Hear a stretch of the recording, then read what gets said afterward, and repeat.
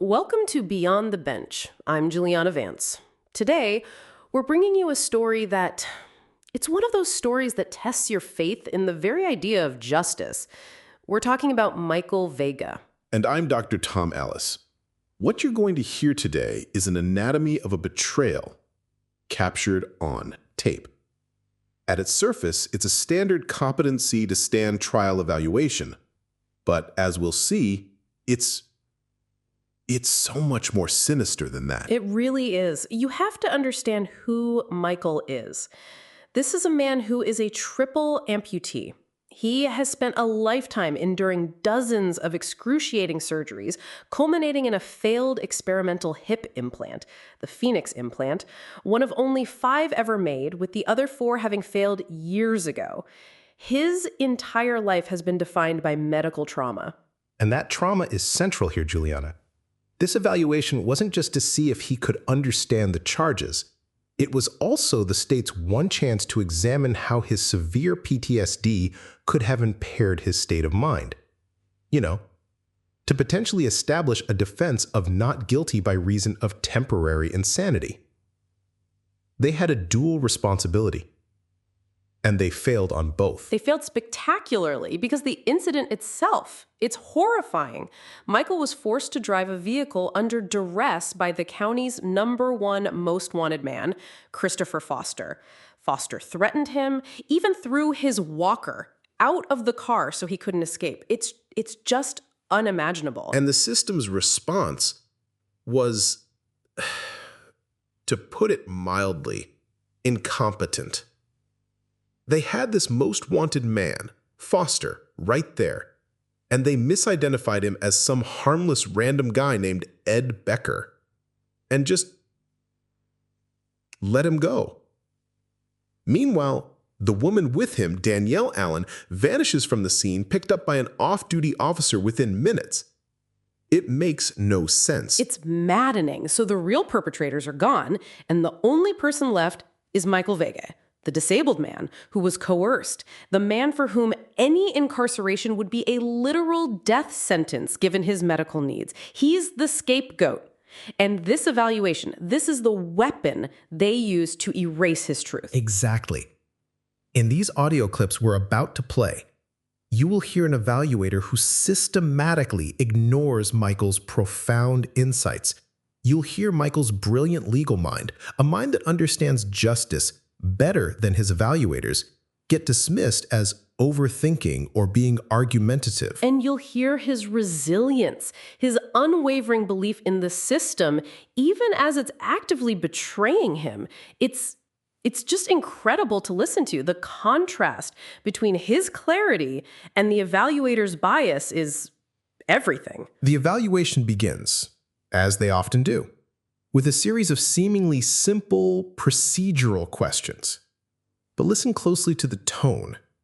It sets the stage for the deeply flawed analysis that follows, and you can hear the bias from the very first minute. Exactly. You can feel the agenda right from the start. So, let's get right into it. This is the very beginning of the state's competency evaluation of Michael Vega. Is it a misdemeanor or a felony? If I'm not mistaken, mine is not misdemeanor. Mine is actually a felony. Yep, Yeah. You're right. Yeah, absolutely. Okay. Do you know the basic difference between a misdemeanor and a felony? How do we tell them apart? Yeah, one of them results in, certain rights being taken. Not necessarily that they shouldn't be, right? Obviously, including, the right to leave the country, or the right to, I believe, gun, maybe, firearms, voting, things like that. And then I would assume that there's something to do with maybe prison. Wow. Okay, so right out of the gate, we talked about the system's bias, and there it is. The evaluator asks a basic question, and Michael doesn't just answer, he delivers a whole lesson in civics and human rights. He does. It's immediately clear that the evaluator is completely unprepared for that level of articulation. You ask a perfunctory question expecting a textbook definition, and instead you get this profound meditation on the loss of fundamental rights. Exactly. He immediately goes to the human cost, the right to vote, to travel. He isn't just regurgitating legal terms he read somewhere. He's showing that he deeply understands what's at stake, what it means to be a citizen and have that stripped away. And that calm delivery is what is so incredibly telling. This isn't just an abstract intellectual exercise for him. For Michael, with his severe medical vulnerabilities, a felony charge and the threat of prison isn't a concept. It's a death sentence. His composure signals a profound, personal grasp of the stakes, not any kind of detachment. And you can almost feel the evaluator getting wrong-footed by it. Michael is operating on a completely different intellectual and ethical plane. He's trying to engage with the substance of justice. And the evaluator is just trying to, check a box? It is so incredibly insulting. It's more than insulting. It sabotages the entire evaluation from the very beginning. This checklist approach means they'll never be able to properly explore the nuances of his PTSD and how it impacted his state of mind during the incident. You can't lay the groundwork for a temporary insanity defense if you refuse to have a conversation deeper than, what is a felony? It's like they want him to be simple, to fit into their neat little incompetent box, but he just won't do it. Let's hear that now. Which one's considered worse overall, getting a misdemeanor or getting a felony? Obviously a felony, right? Yes. I'm just covering all my bases. So he just gave this incredibly articulate, nuanced answer about the devastating, lifelong consequences of a felony conviction. He talked about losing the right to vote, to travel, to own a firearm. And her follow-up question is, what's considered worse? It's so insulting. It's deeply patronizing. But the most revealing part, for me, isn't the question itself. It's her response after he answers. That little laugh and the phrase, I'm just covering all my bases. Right. That laugh is so dismissive. It's like she's saying, okay, thank you for your thoughtful answer, little man. But now I have to check the box for the simple-minded question. It completely invalidates everything he just said. Covering all my bases. That's the language of bureaucracy, not psychology. It's a verbal slip that tells you everything you need to know about her mindset. This is not a genuine inquiry into his mental state. It's a checklist. She has a form, and she needs to fill it out, and Michael's actual intellect is just an obstacle. It establishes the whole power dynamic for the entire evaluation. She's the expert, he's the subject, and she will not treat him as an intellectual peer. It's clear she's already decided he isn't one, despite the evidence he's literally giving her. And a checklist approach is, it's fundamentally incapable of fulfilling the dual purpose of this evaluation. You cannot assess the profound complexities of PTSD and a potential temporary insanity defense by simply covering your bases. It requires empathy, deep listening, all of which are absent here. It's a complete sham, really, from the start. So having checked the does he know a felony is bad box, she just moves right along to the next item on her list. She asks him about the job of a defense attorney. And once again, his answer is so much more principled and sophisticated than her question deserves. He doesn't just give the simple answer. He gives a mini treatise on the presumption of innocence in America. Let's hear it. What is the job of your attorney, a defense attorney? What are they supposed to do for you?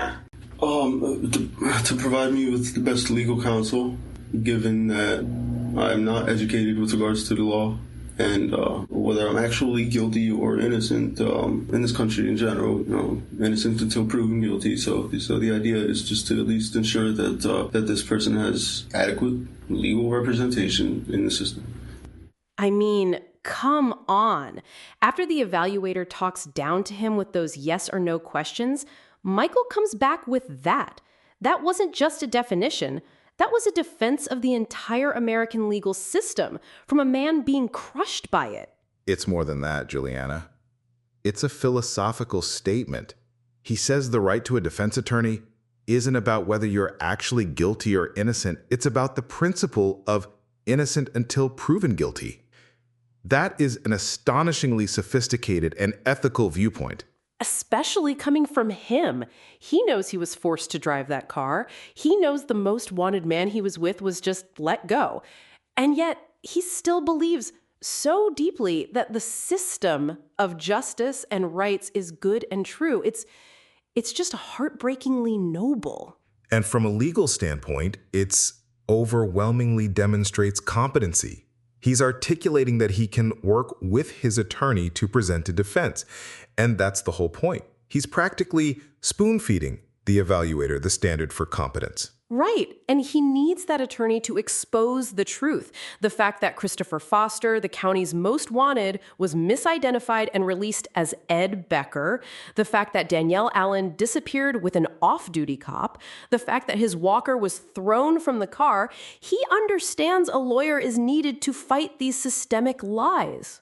And a competent evaluator would seize on this. They'd say, okay, he's clearly fit for trial. Now let's dig into the substance of this defense his lawyer will mount, the coercion, the PTSD, the state of mind. But by treating this like a vocabulary test, the evaluator completely fails to do the second and arguably more important part of their job. It's a pattern that just gets worse. Next, he's asked about the role of the judge and prosecutor, and his answer is again flawless. But it's the way the evaluator starts to push back against his intelligence. That's where things get really ugly. Yes, the pushback against his intelligence is a theme.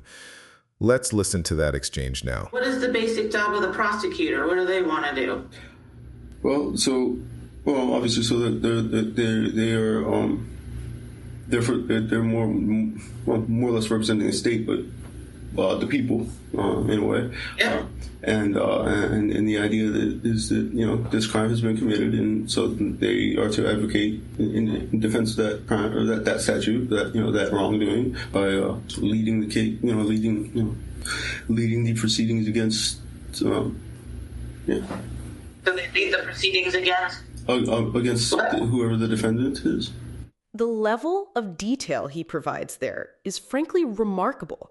He doesn't just say, they try to put you in jail. He talks about them representing the state and the people. I mean, that's a civics lesson. It is. And the tone. He is so confident and so clear. He's not guessing. He's explaining the role with this deep moral framework. He sees the prosecutor as an agent of justice, someone who advocates against that wrongdoing. And the irony is just dripping from that statement, isn't it?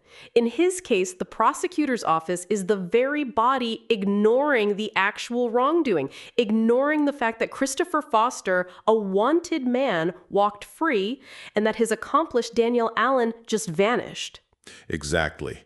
The prosecutor is supposed to represent the people. But in Michael's case, they're railroading one of the people to cover for a complete systemic breakdown. And Michael, in his profound integrity, is describing the job of his own persecutor better and more ethically than they are doing it themselves. And this goes right back to the dual purpose of this valuation. A competent psychologist would hear that and think, this man has an incredibly strong moral compass and legal understanding. Let's explore how that informed his terrified state of mind during the incident. It's all just fodder for their checklist. And rather than give him the slightest bit of credit, the evaluator is simply going to continue with her insultingly trivial questions while Michael continues fighting for his life. Let's hear it. So is the prosecutor looking out for your best interest? I think the prosecutor, I guess I'm not exactly sure about this, but I'd assume that they probably take some sort of an oath, or probably, they have some sort of a mantra or principles that they're representing the people as a whole, and so just justice in general. So are they looking out for my best interests? Well, they're looking out for the best interests of the people, period. And I have. Your side, this way, are they on your side? The prosecutor. I'd like to. This feels like a trick question. He called it. He literally called it a trick question. I mean, the evaluator sets this simplistic adversarial trap, and Michael just steps around it and says, I see what you're doing. It's an incredible moment of metacognition. He's not just playing the game. He's analyzing the rules of the game in real time. That pause before he speaks tells you everything. He's thinking, processing, and refusing to give the simple no the evaluator's baiting him with. And his answer, even after identifying the trap, he doesn't get cynical. He offers this beautiful, hopeful theory that the prosecutor represents justice in general and the people as a whole. I mean, given that his own prosecutor is ignoring all the evidence about Foster and Allen to railroad him, that level of faith is just staggering. It's a critical juncture that a competent evaluator would have explored. Why does this man, facing such a clear case of selective prosecution, still hold this idealistic view? That question opens the door to his entire character, his state of mind, maybe even how his trauma has shaped his worldview. But the opportunity is completely missed. Missed is putting it lightly. It's willfully ignored. They don't want to know about his state of mind or his character. They want to label him incompetent. And when he shows this kind of advanced critical thinking, which is like the opposite of incompetent, they have to find another way to pathologize it. Exactly. To a biased ear, this isn't intelligence. It's being argumentative or evasive. He didn't give the simple answer, so he must be a problem. He has backed the evaluator into a corner with his intelligence, and now the evaluator is going to have to push back just to regain control. And the pushback is so telling.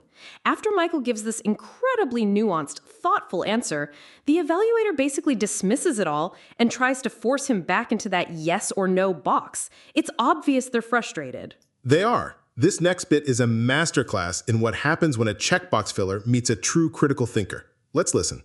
No, is the prosecutor supposed to be on your side? Well, okay, all right, I'll answer it this way. The same way that when you asked me about the defense attorney, I said that the way that this country works, that, we have a certain legal system, we have a way that we do things, and that, whether or not the person is actually guilty or innocent, they have the right to have representation in these particular proceedings, and so that. So in that sense, I guess you could say that the defense attorney is on the side of who they're defending. Yes. If we're following that same line of thought, then I suppose you would look at it as, okay, if there's an opposing party here, I suppose the prosecutor would be on that opposing side. You're right. And there you have the evaluator pushing him, forcing the question. And Michael's answer is, well, it's philosophical. It's almost spiritual. I believe every prosecutor is on the side of every individual who is a good person. It's extraordinary. He refuses to be cynical. I mean, he's basically being told, say the prosecutor is against you, and he comes back with this profound humanism. He won't reduce it to an adversarial game. He still believes in the fundamental goodness of people trying to do the right thing, even when the evidence in his own case screams otherwise. He's making a distinction between the role and the ideal. He understands the prosecutor's role is adversarial in court, but he believes their ideal, their higher purpose, should be to serve justice for everyone. That is not a sign of incompetence. That is a sign of an incredibly sophisticated ethical framework. And a framework the evaluator is completely incapable of understanding. Instead of seeing this as proof of a brilliant, morally grounded mind, they'll just see it as him not giving the, quote, correct answer. He's failing their test by being too principled. And this is where the failure to investigate the PTSD-based offense becomes so egregious. A man with this moral clarity, suddenly forced under duress by a violent criminal, how would his mind process that? The conflict, the terror, that is the entire basis for a state of mind defense. But the evaluator is too busy trying to trip him up on basic legal definitions. It's infuriating.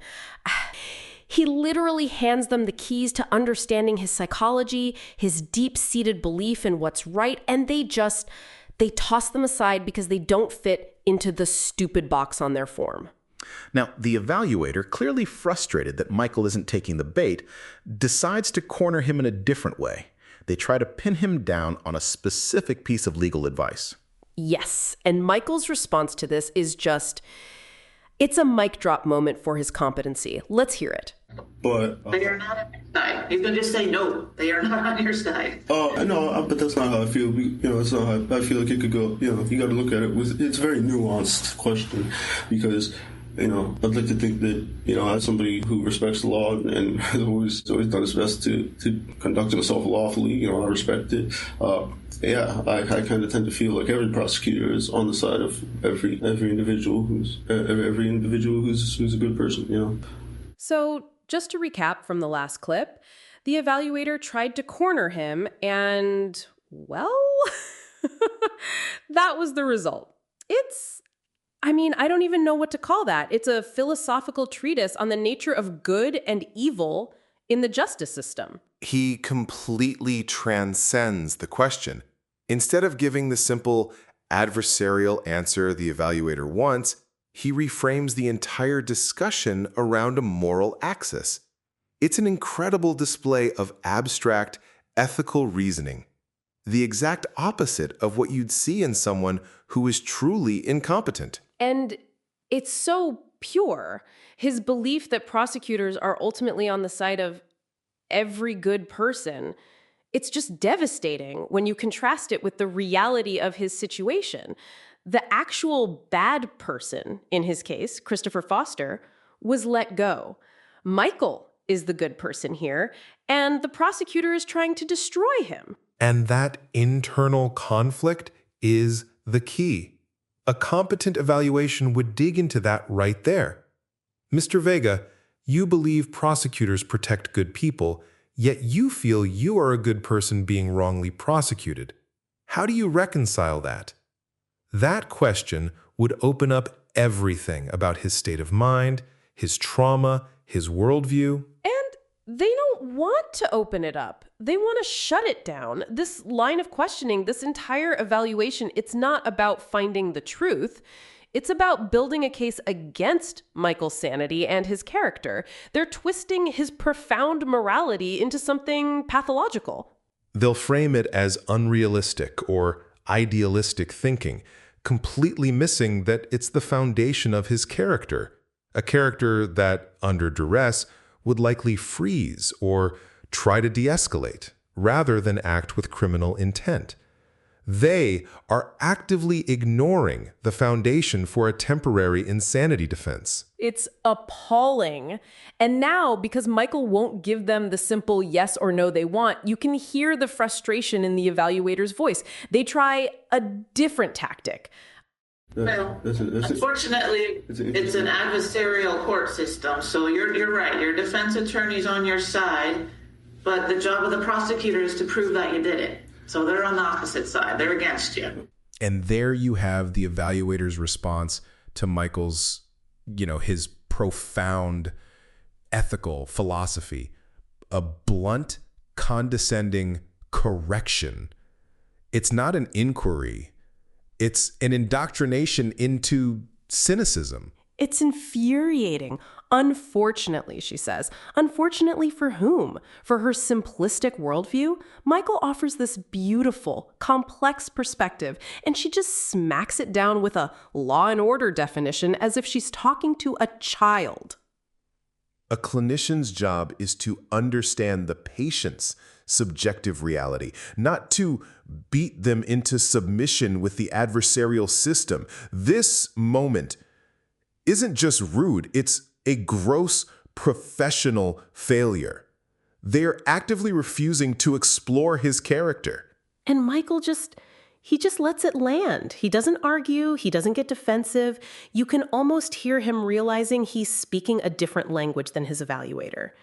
That quiet acceptance isn't a lack of understanding. It's him strategically conserving his energy. It's resilience. And by shutting down that conversation, the evaluator once again fails the second part of her job. Michael's firm belief in right and wrong is the key to arguing for temporary insanity. How would a man like that react to coercion? To having his walker thrown from the car? But they're not interested in that question. Of course not. That would require actual work. It's so much easier to just declare his personal philosophy wrong and move down the checklist. He's not behaving like the stereotypical defendant, so they have to force him into that mold, even if it means ignoring his brilliance. Exactly. So after dismissing his entire worldview, they pivot to a very practical and very loaded question. Let's listen. Okay, what is the job of the judge? What's the judge do?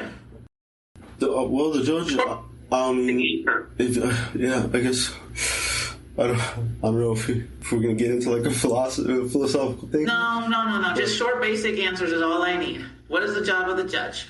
Yeah, I would say that you know if the defense attorney is during these proceedings providing the best possible legal representation and counsel to the defendant, the prosecutor is advocating or fighting the case in the same respect on behalf of the state, or you then have like the middle, Adjudicator? Or the one that's trying to sort through things and assure the truth that comes out, and that both sides are treated fairly, equally, and not represented in a biased way, negatively or positively to the jury, if that's part of the equation. Okay, that was... wow. He doesn't just define what a judge does. He gives this incredibly poignant speech about the judge's role as the guardian of truth, making sure the truth that comes out is all that matters. It's just so far beyond the scope of the question. And did you hear him searching for the right word? Adjudicator. He knows the simple word judge, but he's reaching for a term that more precisely captures the function of impartiality. That is not a sign of confusion. It's a sign of a highly functioning, deeply precise intellect. He's basically outlining what he needs from the system. He needs an impartial adjudicator because his entire case rests on exposing the lies and police failures that put him in that chair. He needs someone to stand in the middle and look at the facts. That Christopher Foster was misidentified and released. That Danielle Allen was mysteriously extracted from the scene. Exactly. His definition of a judge is intrinsically linked to his own defense strategy. He's articulating a core legal need. But an evaluator biased toward a finding of incompetence would hear that nuance in those pauses not as thoughtfulness, but as hesitation or confusion. He's pathologizing his intelligence. He's giving them lecture-level material on jurisprudence, and they're scoring it like a spelling test. Did he give the simple answer? No. Mark him down. It's absolutely perverse. And once again, the failure to address the second purpose of the evaluation is glaring. A man with this much faith in a judge's ability to see the truth, how does that mindset, born from years of medical trauma and relying on doctors, inform his actions when confronted by a lawless criminal? Scornful. It's a goldmine of psychological insight that they are paving over with this simplistic Q&A. It's a complete dereliction of duty. So after he aces yet another civics lesson, they pivot again. Indeed. Let's hear how he wrestles with it. Do you expect the judge to be fair in making those decisions? I would argue that my life hinges upon it, yeah.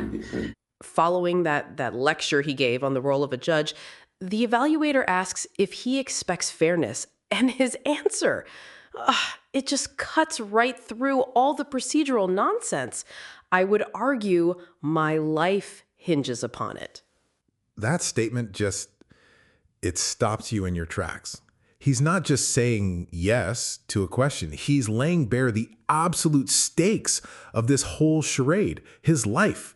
Not his freedom, not his reputation, his life. And he's not being hyperbolic. As a triple amputee with a dislocated hip and that failed Phoenix implant, any prison sentence is an unconscionable price. Medically, he would not survive it.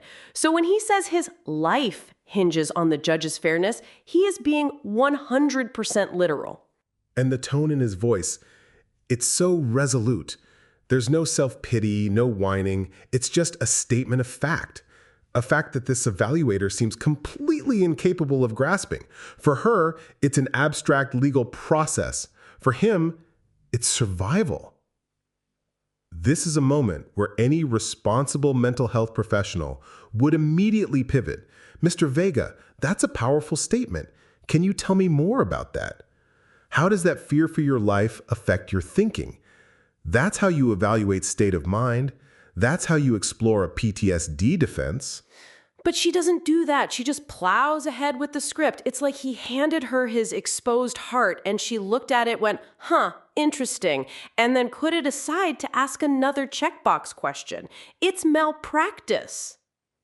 It is a profound deviation from professional standards.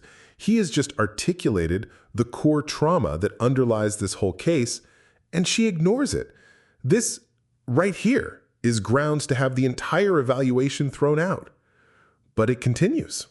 It does. And the next question, after he says his life is on the line, the pressure they're putting on him is immense. And yet, his answer is a masterclass in legal and ethical reasoning. You have to hear this. Let's play the clip. Now, if there's a jury, what's the job of a jury? Yeah, exactly what I said when you mentioned there not being a jury. Okay, so remind me, I didn't write that one down. Just what is their job? To basically pass judgments, or to be the one that decides based on the facts that are presented, and in that case, oftentimes the judge will probably make it their goal to make sure that what's presented to the jury is fair, is a fair representation of things and isn't misleading or biased. After he hits them with that incredibly powerful statement about his life hinging on the judge's fairness, they ask him about the role of the jury. And his answer, it's so brilliantly efficient, it's almost a quiet rebellion. It is. He says exactly what I said when you mentioned there not being a jury. He's not being lazy or repetitive. He's making a high-level intellectual connection. He's saying the jury's job is the same as the judge's, to be an impartial arbiter of truth. He's refusing to play their game of simple, separate definitions. Yes, he's creating a unified theory of justice right there in the interview. He's saying that everyone in that room with power, the judge, the jury, has the exact same sacred duty to find the facts and ensure fairness. He's applying his principled worldview consistently across the board. And from a competency standpoint, it's checkmate. He's demonstrating memory, consistency, and abstract reasoning all in one sentence. It's concise, it's accurate, and it subtly points out the redundancy of the evaluator's own question. But a biased evaluator won't see that, will they? They'll just hear a guy who didn't feel like answering the question. They'll see it as uncooperative. They are punishing him for being smarter and more efficient than them. They're pathologizing his clarity. They will likely frame it as resistant, yes. And once again, they miss the bigger picture for the PTSD defense. A man who thinks this logically and consistently about justice would be profoundly disoriented when faced with pure lawlessness, with the chaos of Foster threatening him. But that door remains closed because the evaluator is stuck on their script.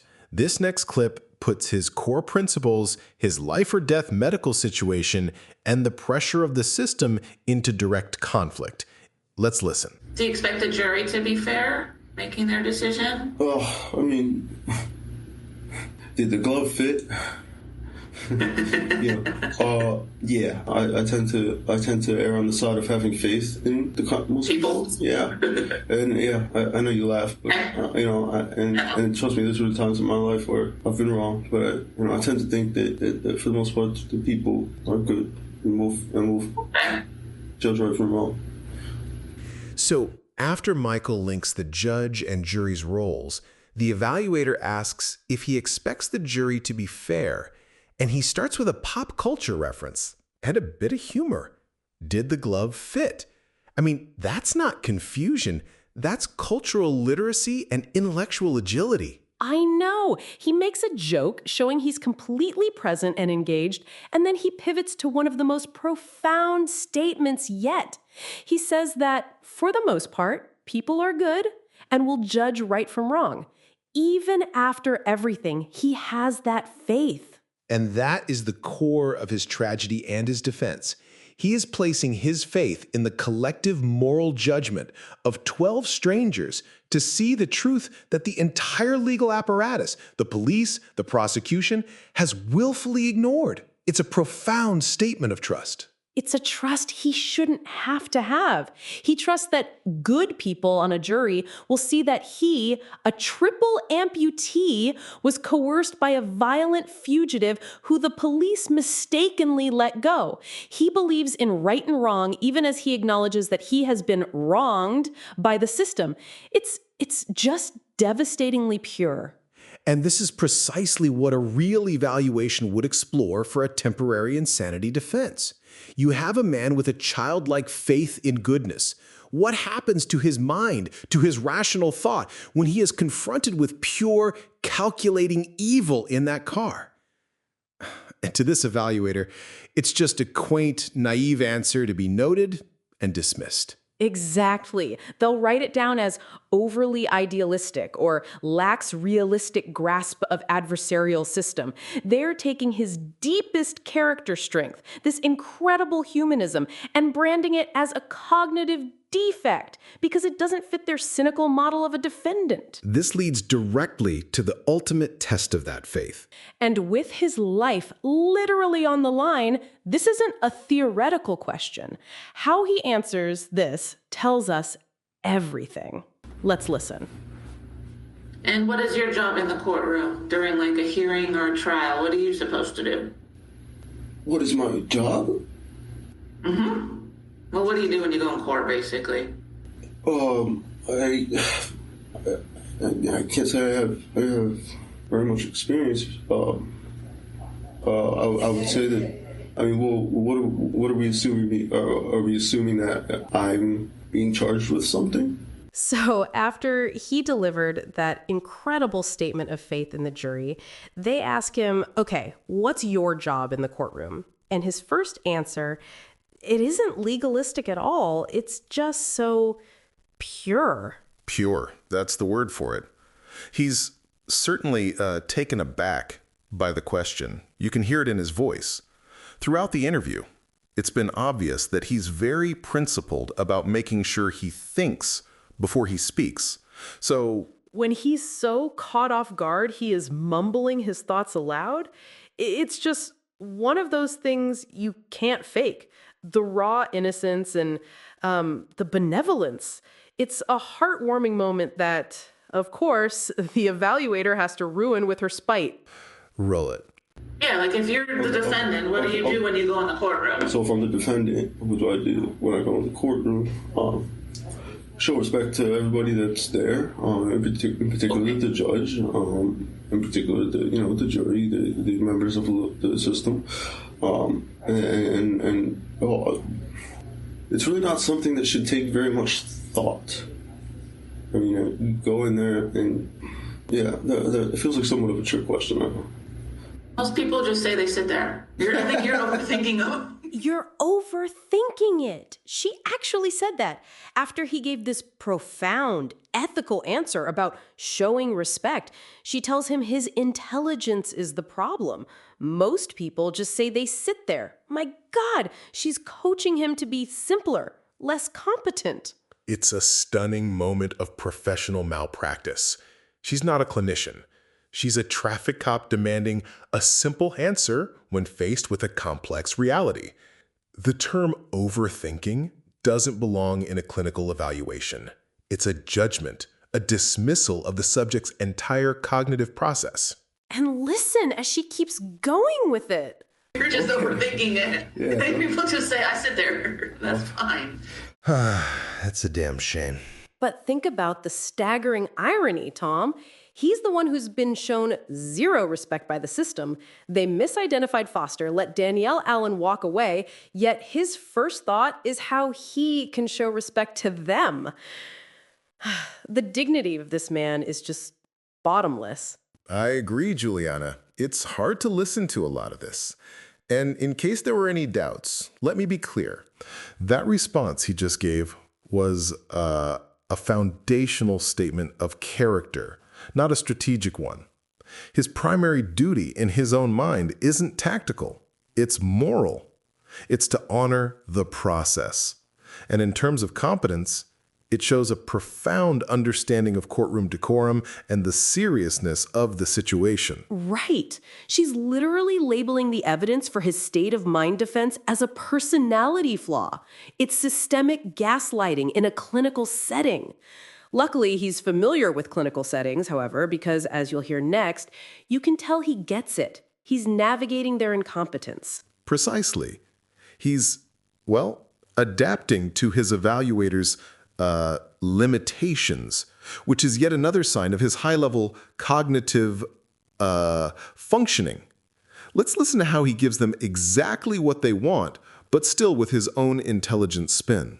Yeah, this gets good. What would be an example of a piece of evidence they might collect at a crime scene? I cannot use your case, so think like bank robbery, murder scene. The identities of the individuals that were there. You know, after that last exchange where the evaluator was so dismissive, she tries to throw him what she thinks is a simple, neutral question. It's a classic test, but Michael's response is anything but simple. Simple? It was a laser beam. I mean, she gives him the softball hypothetical about a bank robbery and says, give me an example of evidence. And he doesn't say a gun or fingerprints or, a getaway car. He immediately says the identities of the individuals that were there. Mic drop. It's legally brilliant. It's so much more sophisticated than a concrete object. He's identifying the most fundamental piece of evidence in any crime. Who is responsible? And in doing so, he is, without breaking her rule, making a powerful statement about the central injustice of his own case. He's screaming it at her without saying a word. His entire defense hinges on the fact that the authorities failed to properly identify the county's #1 most wanted man. They let him walk away, and they let his girlfriend just vanish. So when he says the most important evidence is identities, he is telling the evaluator, you are missing the whole point. It is a profound act of assisting in his own defense, which is a core tenet of competency. He's using her hypothetical to highlight the systemic failure that has corrupted his entire case. He's fighting back with pure intellect.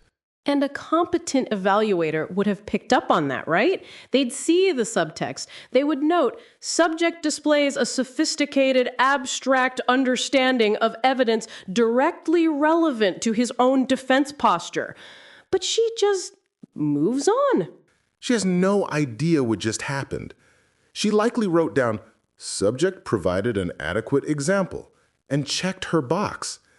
She's utterly oblivious to the masterclass in legal strategy he just delivered. It's a complete failure to assess his actual cognitive abilities. And it completely fails the second part of her job, too. A man that focused on the injustice of identity, of being framed, that speaks volumes about the psychological trauma he's endured. But they're not interested in his mind, only in his compliance. He's proven he's more than competent, but his intelligence is so inconvenient for them. It keeps getting in the way of their simple narrative. And right after this, she exposes her own incompetence.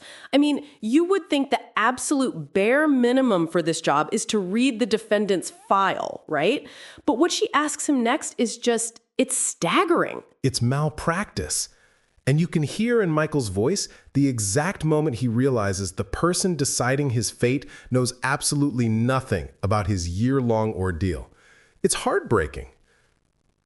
Let's listen. Yeah, I don't know where you are in the process. They don't tell me that. So, okay. No. So have you done that part where you said, put in a plea? Absolutely, yes. Okay. Yeah, so you did not guilty? Yes. Okay. Do you know the possible sentence if you were found guilty on your charge? Yeah. They don't tell me that either, but sometimes they tell you in court. I don't keep them all in my head. So do you know the possible sentence? No, I'm just surprised how little they tell you about me. No, they hand me a police report. That's it. That's all I get. Oh, so you did get the police report. I have a police report, but that doesn't tell me anything about your court process. Sure. So okay, excellent. I have no words. They hand me a police report. That's it. She just confessed right there to the most profound professional failure. This isn't just an oversight, it's a complete dereliction of her duty. It's malpractice, Juliana. Plain and simple. A competency evaluation requires a review of collateral information, the court docket, medical history, legal filings. By her own admission, her entire understanding of this man's life-altering legal battle comes from a single, deeply flawed police report. And you can hear Michael's heart just break in that moment. That line, "I'm just surprised how little they tell you about me." It's delivered with such genuine sadness. He's not a case file. He's a human being sitting in front of her, realizing that to her, he's a complete stranger whose fate she's about to decide. But then you hear that shift. Once she confirms it's only the police report, Michael's sadness turns into something else. He's processing a critical piece of information. He now knows that her entire perspective is built on the so-called Becker contagion. The document she's holding is the one that erases the county's most wanted man from the scene and leaves Michael holding the bag. Exactly. His tone changes completely. That excellent at the end, that's not agreement. That's him understanding, so you have the script, the one where I'm the villain. Got it. He just learned the game is even more rigged than he thought. It invalidates the entire proceeding. She cannot possibly assess his PTSD defense without medical records, and she cannot assess his competency to stand trial without knowing the year-long history of that trial. Her evaluation is worthless. And yet, it's not over. After admitting she knows nothing about his case, his sentence, or his history, she then pivots to one of the most cynical questions you can ask a defendant. It's an incredible turn. From a place of total ignorance, she decides to probe his moral character. She asks him why someone, anyone, wouldn't just give up and accept a plea deal. His answer is something she is clearly not prepared for. Let's hear that. So, not necessarily you, but why would someone want to do a plea bargain? What would be a good reason to accept a plea bargain or a plea deal? I guess if to avoid having to go through all the entire process. Yes. The whole. Okay, and why would someone not want to take a plea deal? Like you said, they got to plead guilty to something to then get that agreed upon sentence. Why would someone not want to do that? If they believe that doing so would be less fair than going to trial. Okay. Do you know how you want to handle your case yet? Like, I don't know if they've offered you a plea deal or if you're already wanting to take it to trial or anything like that. Do you know any of that yet? Like I've said the whole time, I place a lot of weight on the judge in particular, and the system as a whole. I have a lot of faith in it. I feel like for the most part, I trust in their ability to render a verdict fairly. Okay. Couple more. We're almost done with these. So, after establishing that she knows almost nothing about his case, the evaluator launches into a very standard, almost cynical line of questioning about plea bargains. It's a test of pragmatism, really. But Michael doesn't give a pragmatic answer, does he? I mean, when she asks why someone wouldn't take a deal, he doesn't say, because I'm innocent. He says, if they believe that doing so would be less fair than going to trial. He's not talking about guilt. He's talking about justice. It's such a principled, philosophical response. It's the response of a deeply rational person. And it leads directly to the most remarkable moment in this entire evaluation, in my opinion. When she asks about his own case, he expresses this profound faith in the judge and the system as a whole. It's just heartbreaking to hear. This man who has been chewed up and betrayed by this very system, the police who let the real culprit go, the prosecutors who are scapegoating him, the evaluator who can't be bothered to read his file, still says, I trust in their ability to render a verdict fairly. How can the system be worthy of that kind of faith? Legally speaking, Juliana, that statement is the very definition of competency. He understands the role of the judge. He respects the process. He believes in the possibility of a fair outcome. He is not paranoid or delusional. He is the ideal defendant, ready and willing to place his fate in the hands of the court. And the evaluator's response to this beautiful, profound statement of principle? Okay, couple more. We're almost done with these. Sarcastic. She hears a man bearing his soul, and all she hears is a box being checked on her form. It's just malpractice. She completely misses it. She has no idea that he just handed her the key to his entire character. He is a man of principle, which makes the injustice done to him even more horrifying. It's unbelievable. He's basically laid his entire worldview at her feet. He's showing her exactly who he is, a man of principle. And having established his character so clearly, he then prepares to do something he hasn't been allowed to do this entire time. Excited. He's about to tell his story. For the first time, we're going to hear his own account of what actually happened during the incident, the duress he was under. It's incredibly powerful. Let's listen. Leading up to that evening, things were fine. Things were fine? Okay. Yeah, it was, everything was a typical day. And things became terrifying quickly. So after they press him on his principles versus taking a plea, it sounds like he decides to take them back to the beginning. He's not just answering their questions anymore. He's trying to give them the context they are so clearly missing. It's a remarkably competent move. He's establishing a baseline. He's deliberately painting a picture of a typical day where things were fine. Legally, that's critical. He's establishing his non-criminal state of mind before the events were forced upon him. He's showing there was no pre-existing intent. And the pivot, it's just chilling. He goes from a typical day to, and then things became terrifying quickly.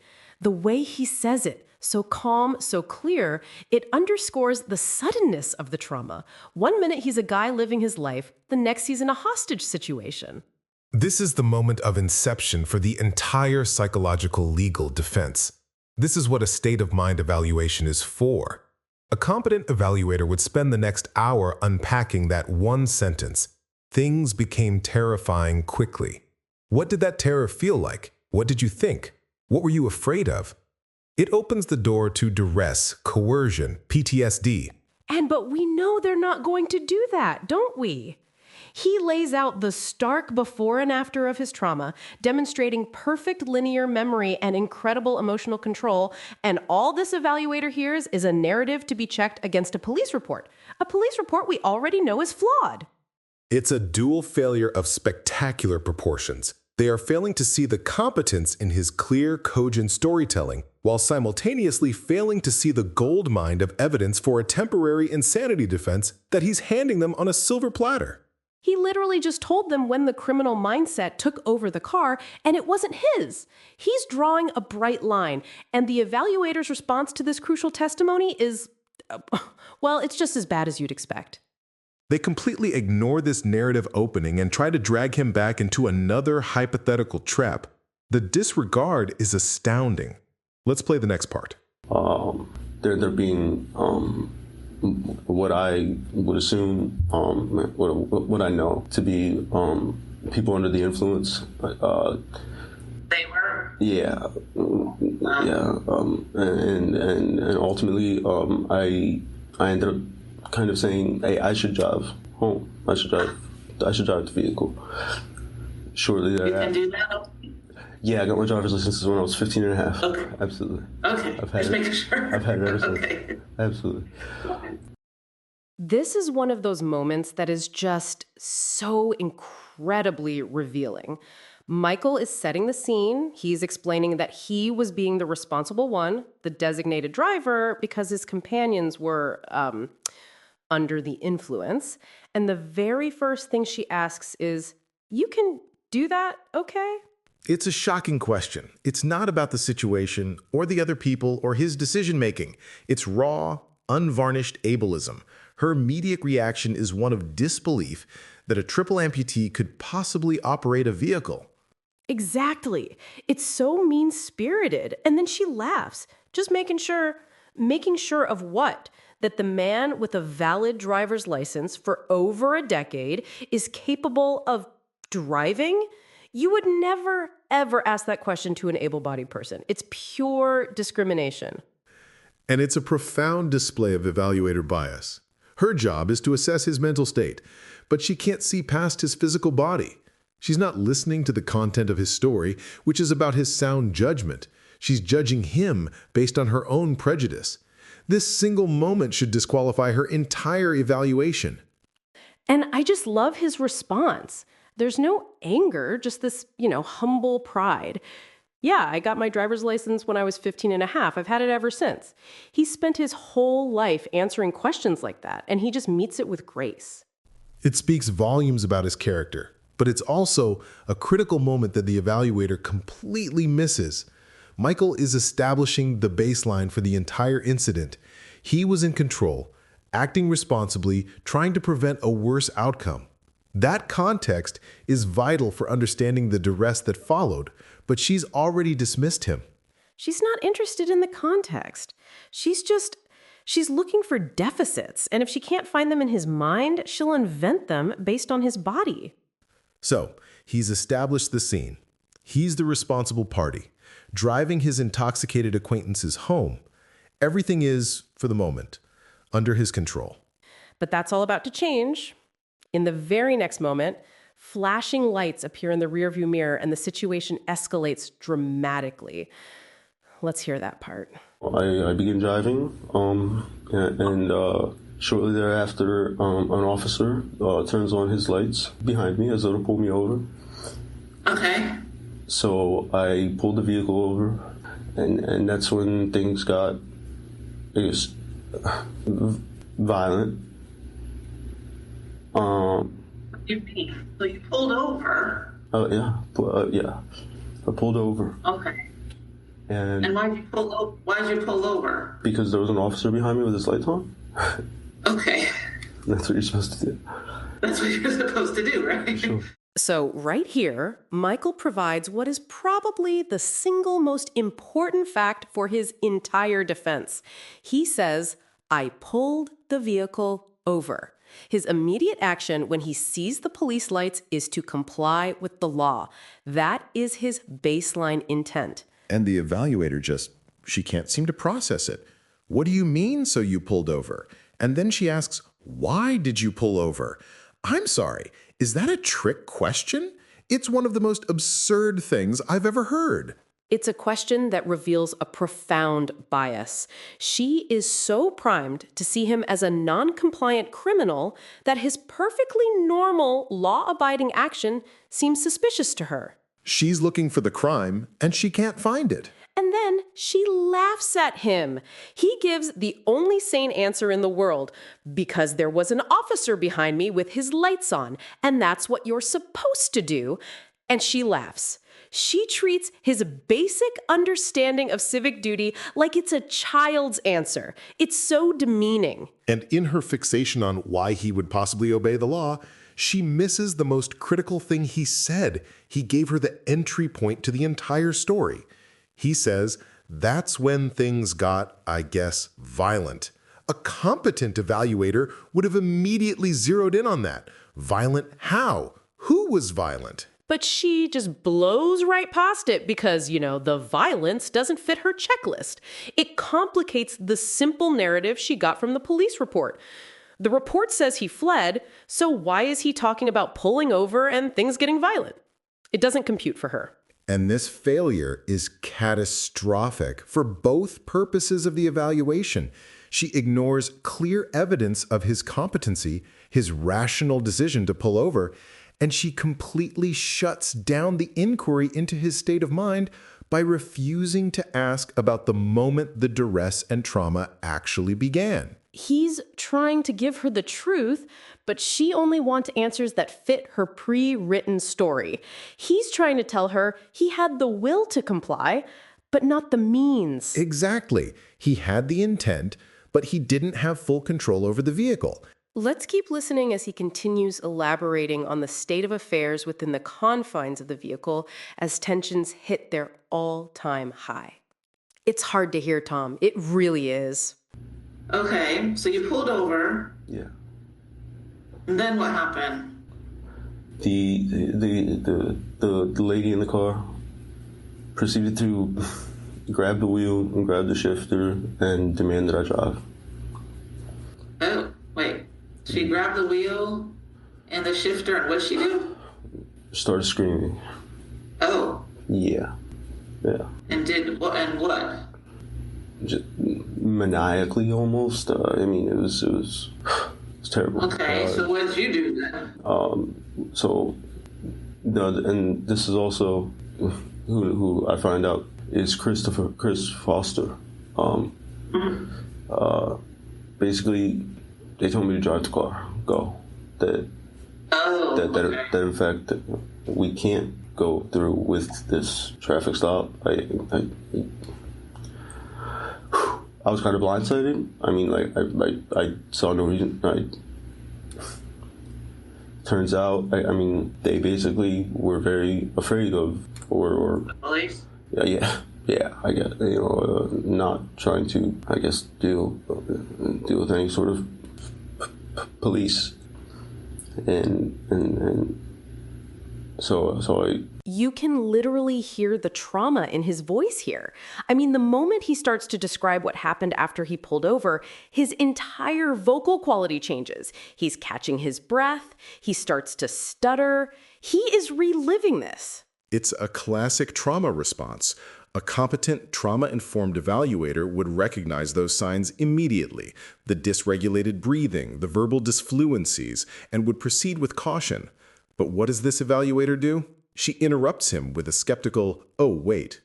That interruption is so hostile. He's just begun to describe the violence, how Danielle Allen grabbed the wheel, and she cuts him off. He then tries to explain the terror of the moment, that she was screaming maniacally, and the evaluator just steamrolls him with a procedural, "Okay, so what did you do then?" She has no interest in his subjective experience of fear. She doesn't ask, "How did that feel?" or "What were you thinking?" She wants a simple, mechanical description of his actions, completely stripped of the context of duress. This is a catastrophic failure in assessing his state of mind. He's fighting through a visible, audible trauma response to tell her that the county's #1 most wanted man is in his car, telling him to drive, and her only contribution is to helpfully supply the word police? I mean, the lack of empathy is just staggering. And what's so vital here is that this moment is Exhibit A for his entire PTSD defense. He is demonstrating the symptoms for her in real time. Her failure to note it, to explore it, to show even a shred of clinical curiosity is malpractice. She is actively ignoring the very evidence she was hired to find. He's trying to explain the who and the why of the situation. Who was threatening him and why he was so terrified, but she's just not listening. Exactly. And now he's about to give her the how. He's going to explain a crucial mechanical detail about that specific vehicle that made it physically easy for them to seize control from him. It's such a critical piece of the puzzle, showing how his ability to resist was completely neutralized. Let's hear it. So she had her hand on the shifter of the car, and one thing about me and driving is that you know how a lot of shifters, they might have the button in the front or they'll have the button on top. So all the cars I've ever had, I've always tried to make sure that it was either the old style shifters on the column. They're the easiest for me. But what I'm getting at is that this particular vehicle, the button was like in the front of the shifter. And so it was just one of those things where it was extremely difficult for me to kind of work by myself, and extremely easy for somebody else to, well, when you're not, when you're not being threatened by somebody, they're pretty quick to just shift it in the park, shift it in the drive. Now she had control over it, and I was told to take off. This is, from a legal standpoint, an absolutely critical piece of testimony. He's not just saying they made me do it. He is providing a specific, mechanical, and verifiable explanation for how he was physically overpowered. This is the foundation of a duress defense. And it's so incredibly detailed. This is the mind of a man who has spent a lifetime having to analyze the ergonomics of the world just to navigate it. Most people don't even think about where the button on a gear shifter is. For him, it's a matter of function versus non-function. Exactly. And his captors, Foster and Allen, absolutely exploited that. This is what we've called the calculated disablement. They knew his physical limitations. The design of that specific car, which made the shifter hard for him to use but easy for them to grab, became a weapon against him. The irony is just staggering, isn't it? He's using his incredibly capable analytical mind to describe the precise mechanics of how his body was rendered powerless. He is, right here, proving his mental competence by explaining his physical vulnerability. And any competent evaluator would recognize that.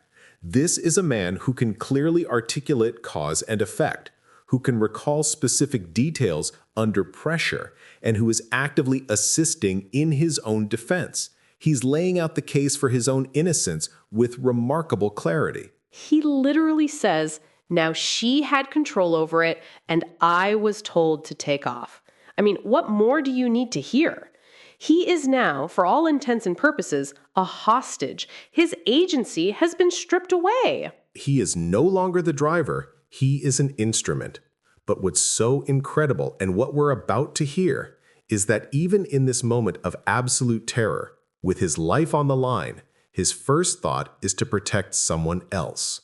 He's worried about the police officer. His captors order him to wait until the officer is right at the door to take off, to maximize the danger. But Michael makes a choice, a truly heroic one.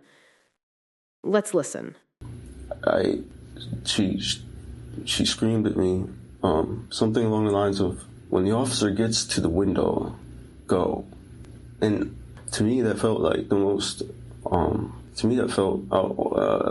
outrageous. Or like, I mean, you know how easy it is to for an officer, I don't know, to get clipped by a car, or to his foot to get, you could perhaps kill somebody, Yeah. You can, so just in that moment when she said to do that, the reason why she was kind of telling me is because I'm assuming that from where she was, she couldn't see perhaps in my mirror. I'm in my mirror. So I was the one who had to kind of decide to go when the cop made it to the car, and I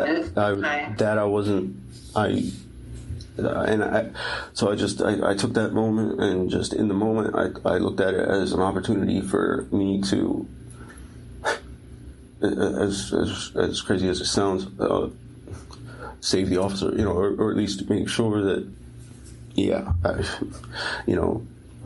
mitigate the chances of him potentially getting hit. Yeah. And for a moment, I almost considered it somewhat of a small victory to know that at least no matter what, he did not get hurt.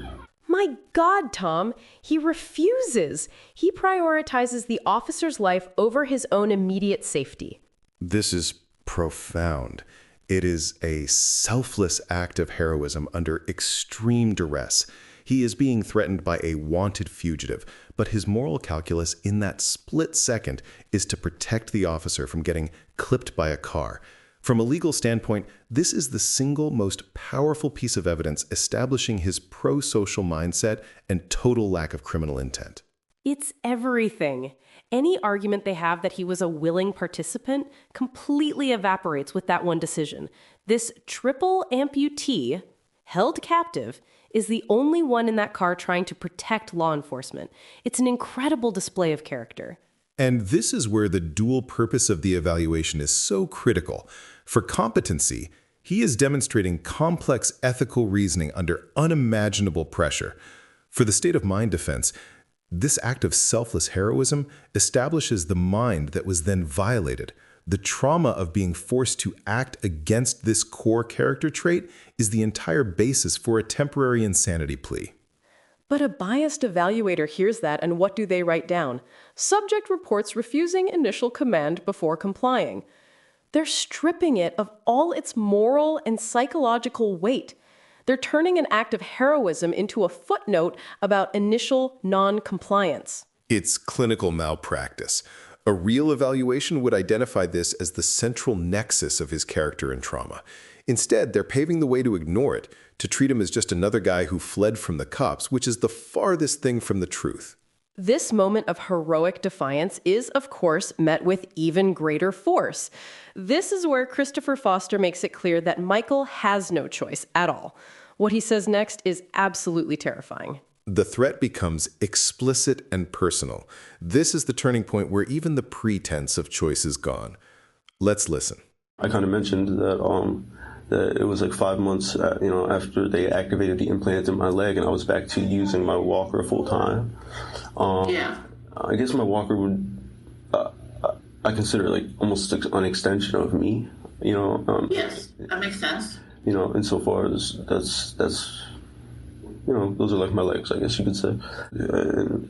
And because I told him I said something like, well, you can't run from the police. You know what I mean? It's just, life is not a Grand Theft Auto game. And he threw it out of the vehicle and made a comment, something along the lines of, if I can't run, well, then neither can you. And there it is. Right after Michael poignantly describes the walker as an extension of me, he recounts what Foster said as he threw it from the car. The statement is the very definition of psychological warfare. If I can't run, then neither can you. It's bone-chilling. That's not just a threat, it's a declaration of ownership. Foster is literally binding him to him by destroying his only means of escape. It's a calculated act of pure evil. This is the absolute core of the duress defense. The will of any person, let alone a person with Michael's profound physical vulnerabilities, would be shattered at that moment. The choice was removed. This statement proves it was a kidnapping, not a joyride. And the way Michael recounts it, so steady, so clear, it's just incredible. He's reliving the moment his freedom was stolen, the moment he was psychologically crippled, and he does it with such fortitude. This is the evidence that should set him free, not be used against him. And this is precisely the tragic irony of this evaluation. His clarity in describing this horrific memory proves his competence. But the memory itself, the terror, the specific calculated cruelty, is the entire basis for a state of mind defense. They are missing the forest for the trees. They're not just missing it, they're willfully ignoring it. An evaluator hears that and their report should scream duress, coercion, victim. But we know this report won't say that. It will say subject recounts suspect statements and move on. It's a grotesque failure. I hope I'm wrong. I hope the evaluator would be not only more professional, but more compassionate and empathetic, especially after hearing what Michael has to say next. This part brought a tear to my eye when I first heard it. Let's listen. I recall growing up so many times, I know at one point in time, I believe I spent 9 or 10 months in the same bed, and I remember watching. I remember every day noticing at some point like that the sun tended to move each day in the sky, and I remember coming to the conclusion that, oh wow, looks like there's a chance that if I wait long, if I'm here long enough, eventually when the sun comes up, it'll come up in the window. There's where the window is at. I remember looking forward to it, and it turns out, as I understand a little more now, at some point the sun stops moving and it starts going back. I remember it kind of made it almost right to that window, and then that must have been, I don't know, whatever time in the year, and then What happened though? Whoa, hold on. Pause. Stop the audio for a sec. Did she just cut him off, saying back to what happened, though? Sadly, she did, as if she wasn't even listening to anything he was saying. But he stands his ground, though. Hit play. Keep listening. No, I'm getting to that.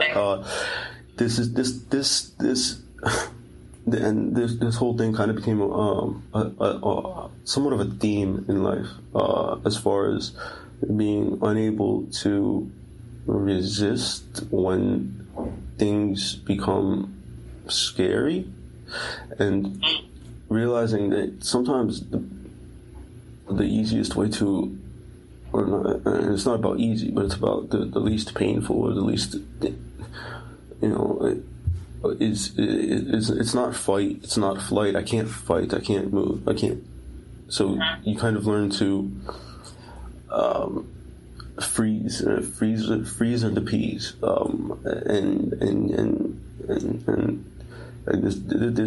this is a very common, well-known thing with regards not to war or combat informed PTSD, but pediatric medically informed PTSD. And I'm sorry. Back to answer your question fully. That when you look at it in that context, and I have to say that's the exact truth of it. This is the whole story right here. This beautiful, just heartbreaking parable of the son. Can you even imagine being a child pinned to a bed for the better part of a year, and your entire world, your only hope becomes watching the path of the sun get a little closer to your window each day? The purity of that single wish. What's so profound about that story, Juliana, is the powerlessness inherent in it. His hope wasn't tied to something he could do. He couldn't work harder to make the sun arrive. His only role was to endure, to wait, and to have faith. It's a perfect metaphor for his entire life as a medical patient, completely at the mercy of forces beyond his control. And the specific tragedy of it, it's the almost. It's not that the sun was always distant. It's that it got so close. He could, taste it. The hope became real, tangible, and then the fundamental nature of the universe just turned it away. How do you learn to trust in hope after that? After your one wish is dangled right in front of you and then just reverses course. And that experience, that foundational lesson from his childhood is the origin story for the psychological principle he then explains with such, clarity. When you learn at your very core that you cannot fight your circumstances and you cannot flee your own body, you develop a third survival skill. Freeze and appease. It's the key to everything. And to think the evaluator tried to cut him off while he was explaining this. It's a brief moment, but it shows she was so unprepared for the depth of what he was offering her. He had to push past her to deliver what is essentially expert testimony on his own condition. He doesn't just name it, he correctly identifies it as a hallmark of pediatric medically informed PTSD. He has done the intellectual work to turn his suffering into self-knowledge. He's doing her job for her, and frankly, he's doing it better. It's just breathtaking, really. He's not speaking with bitterness or self-pity. He's speaking as an analyst of his own life, connecting the dots from that little boy in the bed to the man in the car. It just shows this incredible strength of character that he's still here, still fighting, still trying to make people understand. He had to become his own expert witness because the expert in the room was failing so profoundly. So he's just laid bare his soul and explained his core survival instinct: freeze and appease, to become still and try to placate the threat. It's how he survived childhood. And he's about to describe the ultimate test of that instinct, a moment where he was trapped between two threats: the armed fugitive behind him and the police officers surrounding his car, and had to decide which was the greater danger. It's an impossible choice. Let's listen. Who do I fear? What do I fear more? The guy behind me, I believe, armed, threatening me, and essentially holding me hostage. I mean, holding me hostage insofar as what choice. What I mean, I can't leave. He threw my walker out of the vehicle. And this is documented. This is not. This is,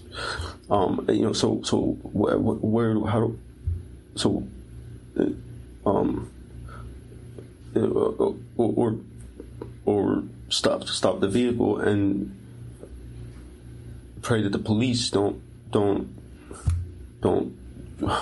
jump to some sort of conclusion and start shooting or something. So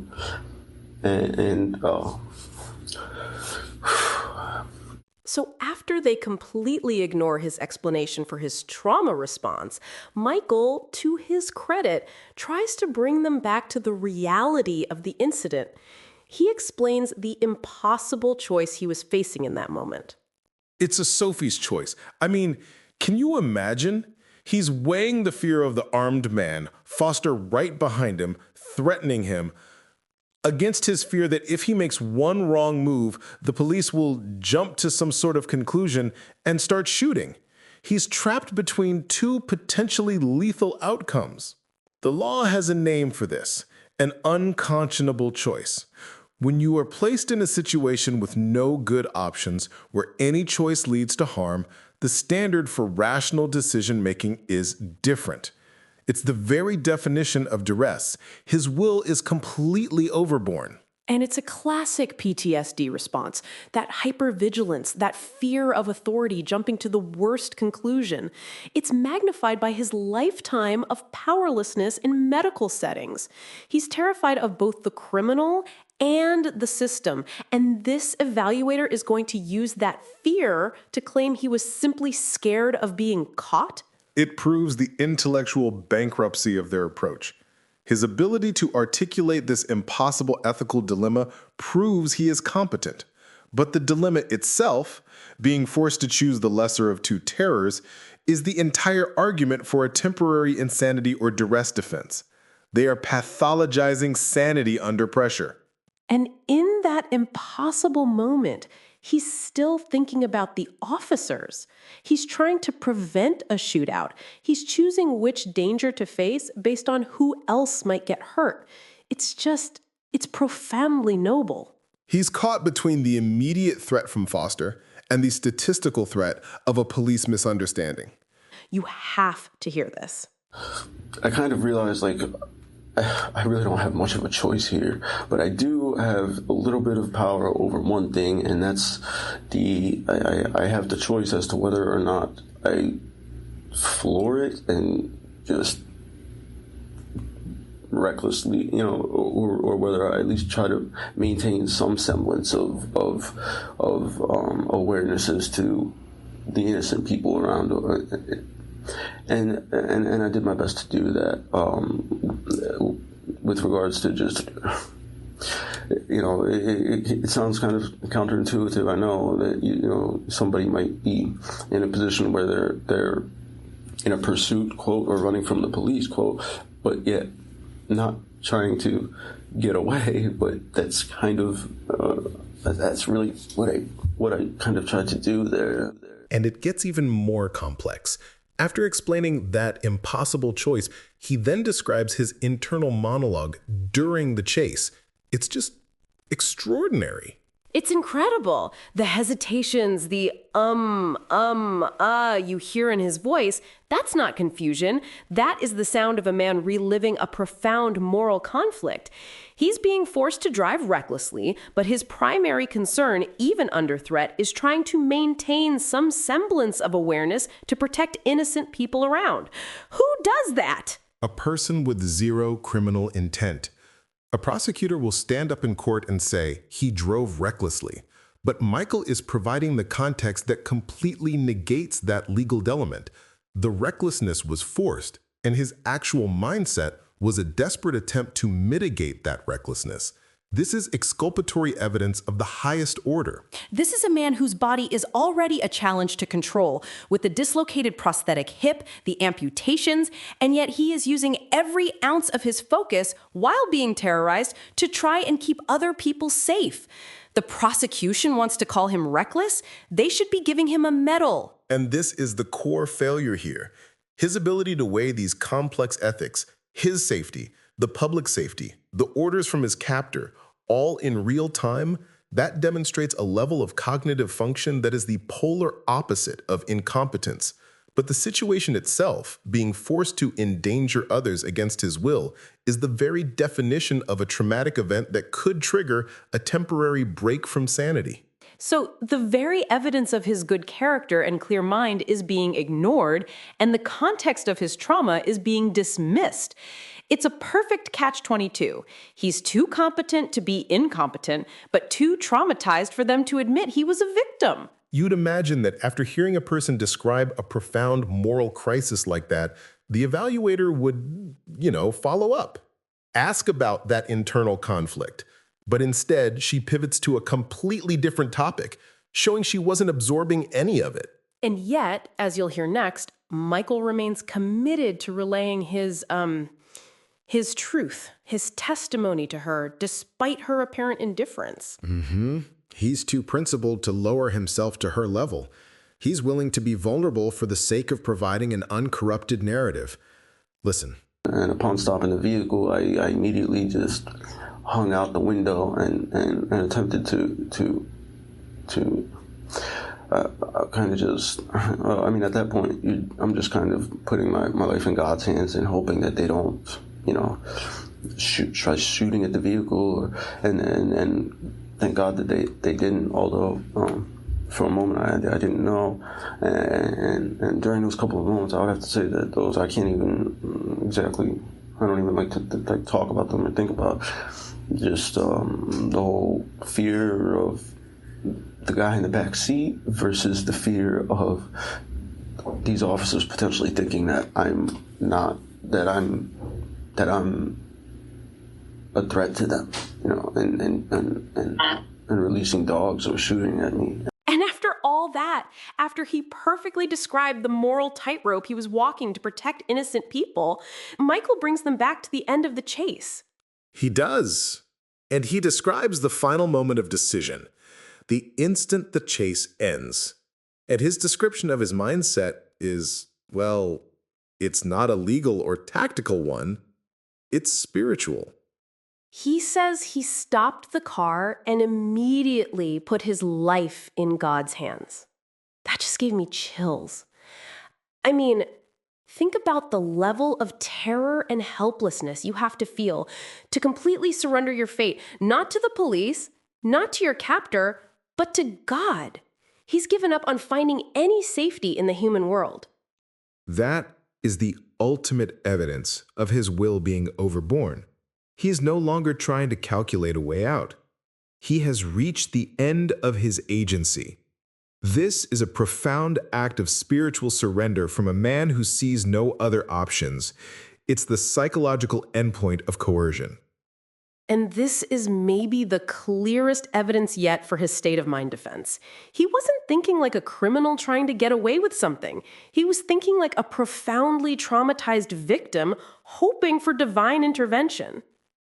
But what will this evaluator write? Subject reports religious ideations upon apprehension. They will pathologize his faith. They will medicalize a moment of profound spiritual crisis because they are completely incapable of seeing the human being in front of them. His eloquent description of his faith proves he's competent, but the act of faith itself proves his mindset was one of utter desperation, not criminal intent. They miss both points. So Michael puts his fate in God's hands.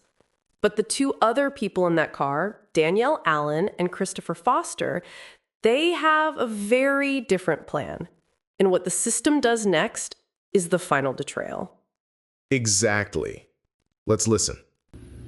And then that's they all. arrested you, yeah? Yeah, and that's But you said they let you go to your mom? I mean, it became pretty evident. Like I said, everything I just told you is exactly, so it became pretty evident pretty quickly what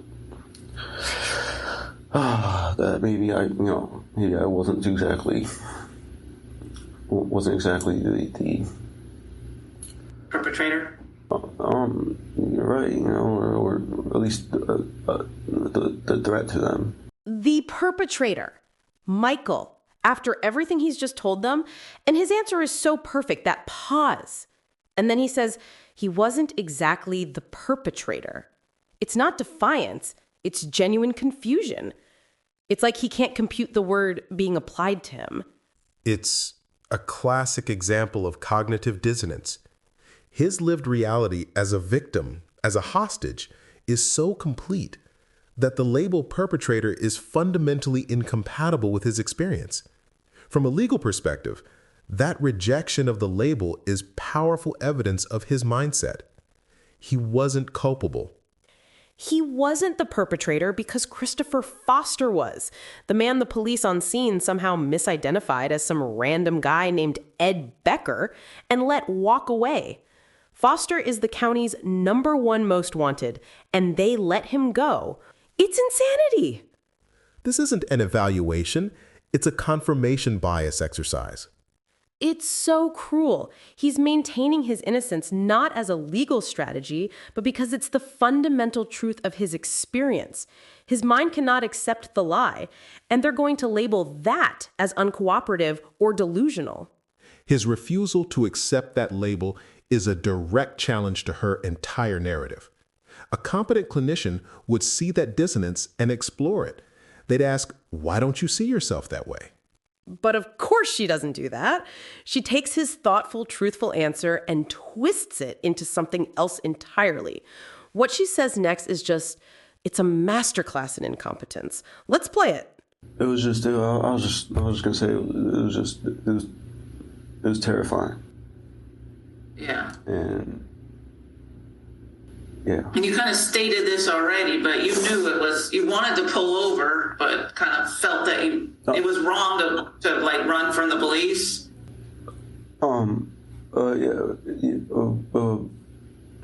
So, yeah. But you felt you didn't have a choice. I did pull over. Yeah. That's the first thing I did. Yeah. And it was upon pulling over that all of a sudden I realized I was with not just one monster but two. I mean, this is I'm talking about unconscionable. I mean. And they threatened you and threw your walker out, correct? Yeah, yeah, absolutely. And then, on top of then finding out in the following weeks that this is posted online as Jabula's #1 most wanted. Really?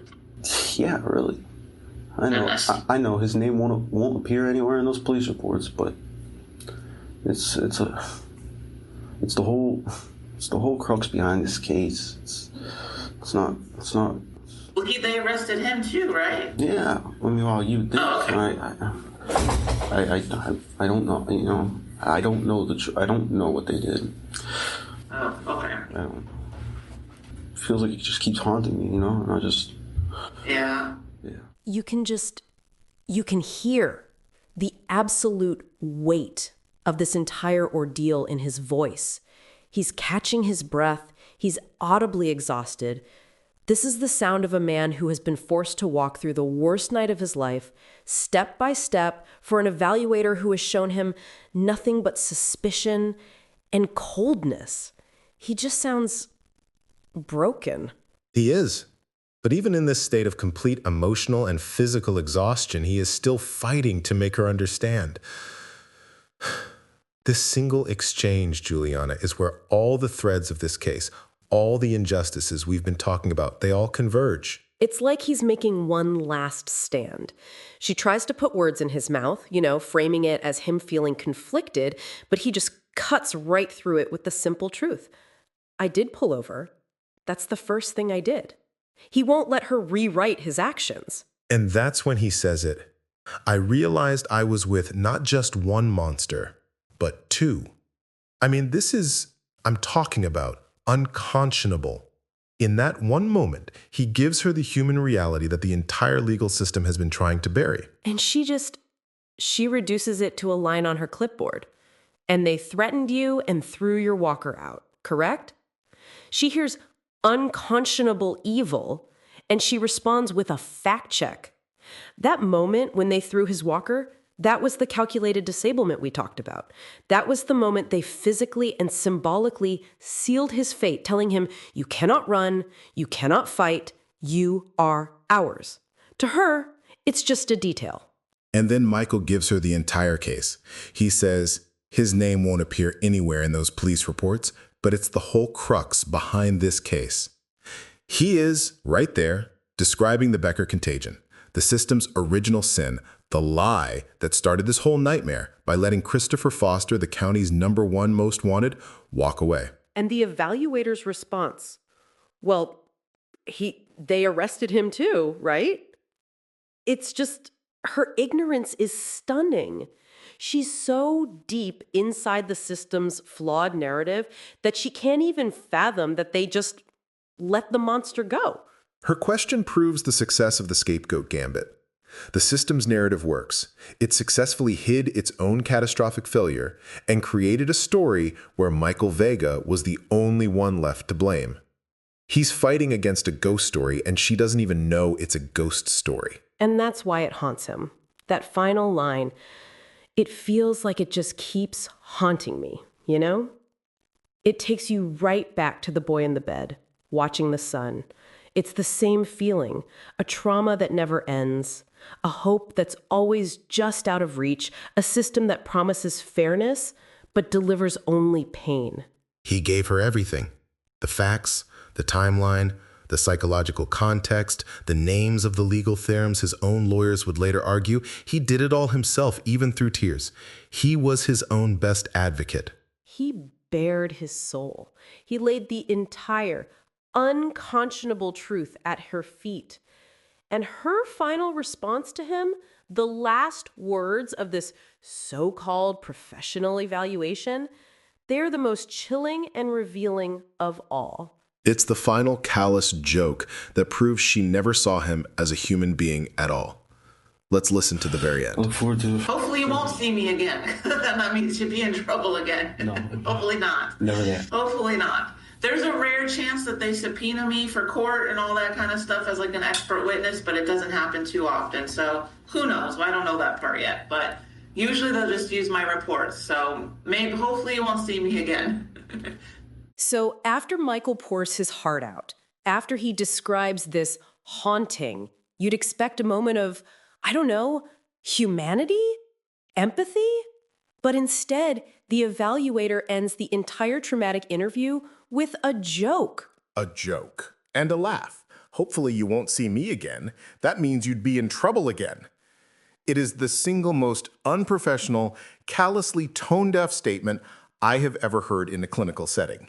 A man has just described being kidnapped, terrorized, his life threatened, his body weaponized against him, and the entire system turning on him, and she laughs. It's the final, disgusting proof that she never saw him as a human being. He was just a task on her to-do list. It proves the whole thing was a sham. That laugh is the punctuation mark on a report that was written before she ever walked into the room. It echoes her laugh when he answered an obvious question and her dismissal of his respect as overthinking, and it's a pattern. This joke, it is the perfect, horrifying summary of this entire process. It really is a process that was supposed to do two things, right, Tom?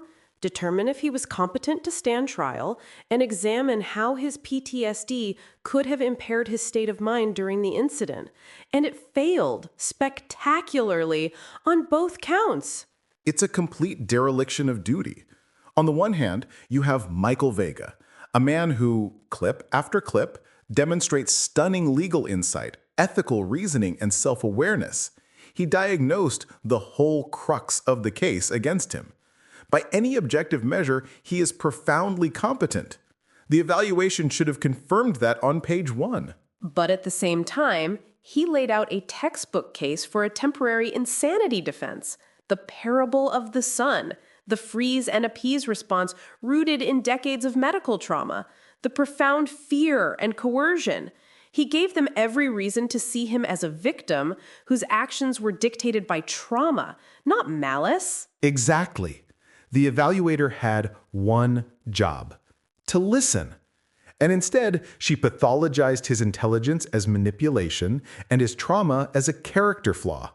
The very evidence that proved his competence was dismissed, and the evidence that could have proven his lack of culpability was ignored. The process was a lie. It was a betrayal. They took this man, this triple amputee who has suffered more than any 10 people should, a man who still somehow believes in justice, and they used his deepest pains against him. They let the county's most wanted man walk free and built a case against the disabled hostage. This wasn't an evaluation, it was a character assassination designed to create a scapegoat. The system required a villain. And when the real villain walked out the door, misidentified and released, the system turned on the most vulnerable person left. This report is the legal justification for that injustice. It is a document born of incompetence and polluted by confirmation bias. It is, in my professional opinion, worthless. And through it all, there's Michael, resilient, brilliant, a man whose body may be broken, but whose spirit and intellect are stronger than the entire corrupt system trying to crush him. He showed more character and grace in that 1-hour interview than his accusers have shown in their entire careers. His unwavering faith in the system, even as it was actively failing him, is, well, it's a testament to his character. And that's why we have to share this. Why everyone listening needs to understand what happened. This isn't just Michael Vega's story. It's a warning about what happens when unchecked power meets unbearable vulnerability. We have to demand accountability. We have to be that check on that power. We believe that sunlight is the best disinfectant. And by bringing these tapes and this story into the light, justice can still be found. For Michael Vega,